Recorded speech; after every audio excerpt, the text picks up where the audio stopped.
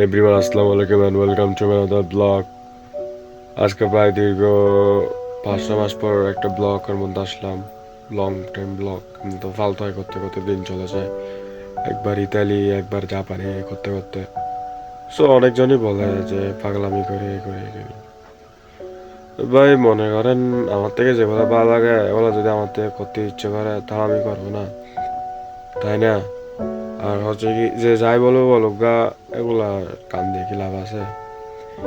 আমার একটা নিজস্ব একটা স্বাধীনতা নাই না? আমি আমার থেকে কি কি ভালো লাগে আমি করবো না?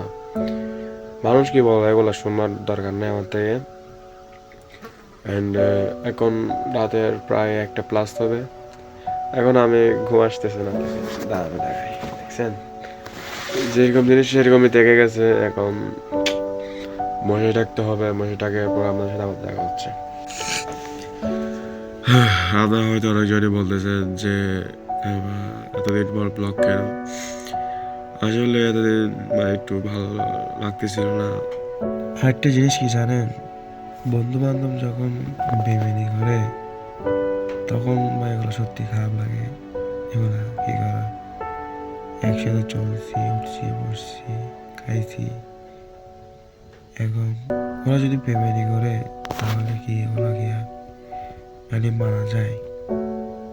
অনেকজনই বলতে পারে যে আমার মাথার চুল কই, আসলে চুলে একটা ঘটনা আছে, সো এটা আমরা শেয়ার করি।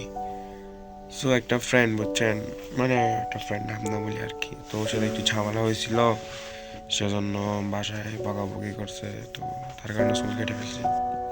তবে চুলগুলো কিন্তু অনেক শখ ছিল, অনেক কষ্ট করে বড় করছিলাম, কি করবো ভাই, বন্ধু বান্ধব যখন বেমেনি করে তখন কি এগুলো আর সহ্য হবে?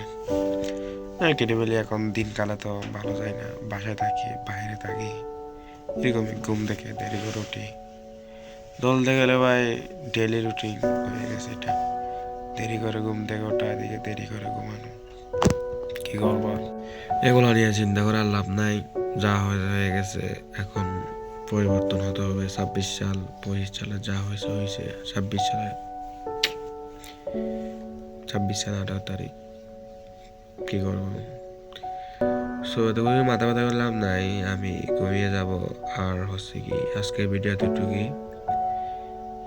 একটা জিনিস বলি ভাই, বন্ধু বান্ধবকে মানে বেশি গুরুত্ব দিতে নেই, মানে নিজের চেয়ে মানে কি